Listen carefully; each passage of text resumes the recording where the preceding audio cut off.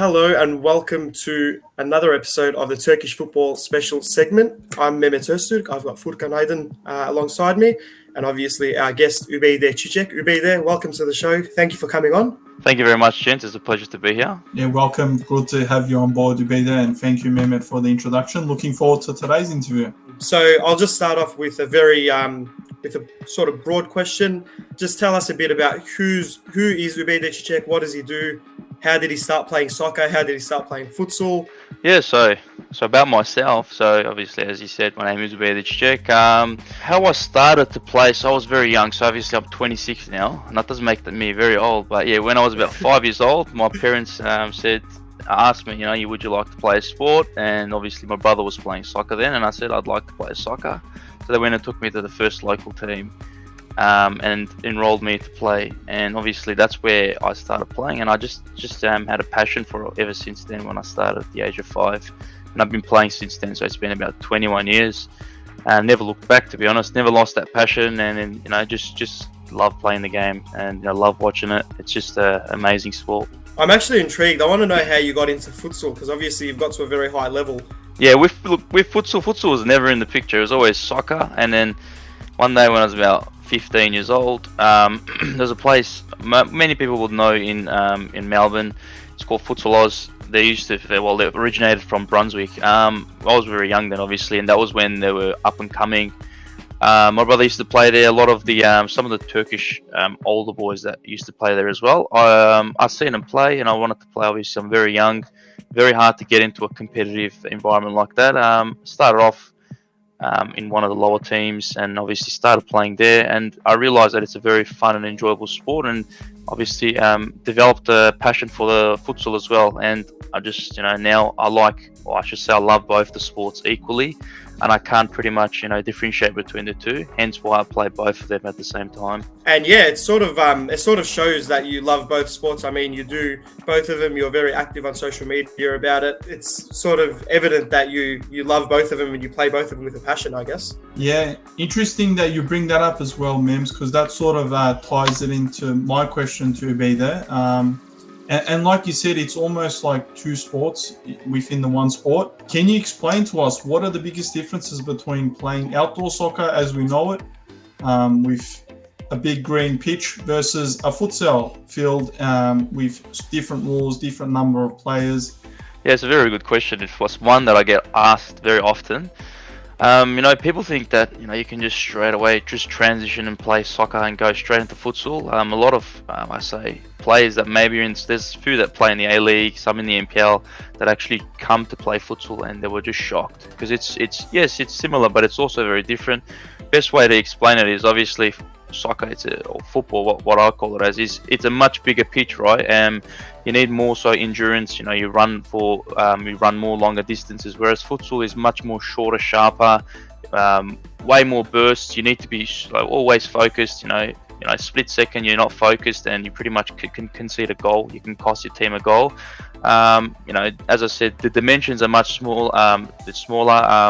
The ball that they play with, it's one size smaller. It's much harder. Oh, I shouldn't say harder, but it doesn't bounce like an outdoor, an actual outdoor ball. And it's also interchangeable. So, for example, in our team, we have a keeper and you have 4 players. You'll have your second keeper, possibly third. Some teams have 3, and you have about maybe ranging between 3 to 6 substitutes, because you can obviously just interchange, come in and come off constantly. So that's the differences with futsal and outdoor. Yeah, and it's definitely become much bigger on the global scale, with international events taking place. I just want to know, when you first started playing futsal, or when you first started sort of taking it seriously, did it ever cross your mind that you would represent Australia, or you would represent your country on the big stage? Look, to be honest, it never crossed my mind. I never actually thought that it'll actually come, that opportunity. I had people that actually represented the nation, played for the Futsaroos, that said to me, there's opportunities there. You just need to work hard. You need to do the right things. You need to represent yourself on social media in the right ways, and you'll get contacted, or they will come to you. And exactly what they said. I worked hard and played. Tried my best in the game, scored my goals, assists. We won titles, championships, golden boots, MVPs, you name it. And as I said, the opportunity came. They contacted me and called me to the camp, and yeah, that's how it started. But I never thought that I'd actually be called up and represent the national team. And just that process that you're of selection, how did it come about? Can you explain step by step how it happened when you found out, your reactions and the emotions, obviously, when you did find out? Yeah, so it was about mid 2018, towards the end of 2018. The president and the head coach was actually scouting and watching each league around Australia, and we had a national tournament the previous year, and then at the start of 2019 also. They obviously came down and watched it, and I actually performed exceptionally well in one of those tournaments. I actually we won the tournament. I won the golden boot and the MVP, and after that, they've obviously spoke to me directly and a few other players from Victoria and all the other states, and they called us to the camp, the camp phase where they got a bunch of players together and they were going to select a final squad from. All right, awesome. And throw us back to that moment when you found out. Obviously, you would be very excited, traveling to the other side, representing your country. Tell us those emotions. Yeah, definitely. It's a surreal experience. Once in a lifetime. As we know, the World Cup only happens every 4 years. You have to be fit. You need to be healthy. You need to be in form. And then you need to make the team to be there. So, just being able to make the team was a big achievement for me, and I felt just amazing. It's very hard to explain that feeling that you get. I couldn't believe it at first, and as time went by, I'm like, well, I actually made the team, and I was thinking, what can I do, to best represent my nation. When we first saw that you were selected and we saw your photos up in Argentina, it was big for us as well, seeing one of our own up there representing our country. But I want to know sort of how you felt during the tournament. What was the experience like? What was the atmosphere like?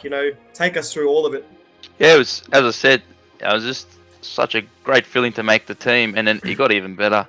Going to the training camp with the team, meeting up both interstate and in Melbourne for the training camps, preparing for the World Cup, and then once we went overseas, it was just totally different. Like, it was ridiculous. Like, people there, they're just fanatics. In South America, they almost worship the sport. So when we got there, I honestly felt like a celebrity. We got escorted by police. You had people trying to take photos everywhere you go. It was an unreal experience. And like you don't really get that as much here. You do, but what I've seen there, it was just different. I just can't explain how it was. It's just amazing. What about inside the stadium? Playing inside, in front of all those fans. As you said, they're all very very into it. They're very passionate about it. Was it intimidating? Was it good? Did you want it to end? Yeah, especially the opener. So obviously it was in Argentina, and I don't know if I should say luckily or unluckily, we had Argentina for the opener. So we pretty much played the host nation in front of all their fans, and it was televised on the South American television. Apparently a few million people were watching it on television, and we were in front of 10,000-15,000 people just constantly chanting for Argentina. It was unreal. You can't even hear yourself speaking to your teammates because they're so loud. It's just a experience in its own. Playing, sharing the court with those players. They went on to win it, obviously. Very, very professional side. They're very, very good. Quality, all around quality. It was just, it's just amazing feeling to play against Argentina. All the other teams as well. It was a very, very good experience. But particularly that first game, playing against the host nation, it just tops it all off. And awesome. Hearing that atmosphere and experience, there's probably a lot of younger people watching this and thinking, I'd love to be in that I'd love to be exposed to that. To any youngsters watching this who want to aspire and, one day represent their country, what would your recommendations be? Obviously, futsal is becoming more and more professional. What's the sort of steps to become a futsal player? Yeah, you got some very, very good points there, Putka. And as you said, it's an up and coming sport, and it is becoming more and more professional. It's becoming easier. The pathways are opening up, obviously. My recommendations for the youngsters: there are a lot of young players that are coming through that play soccer, that play futsal, that are very good. They are very talented. They have the opportunity, to progress and obviously represent the nation. My recommendation would be for them to just keep working hard, stay committed, don't lose the passion, and that opportunity would come. I was the same. I never believed that'll happen.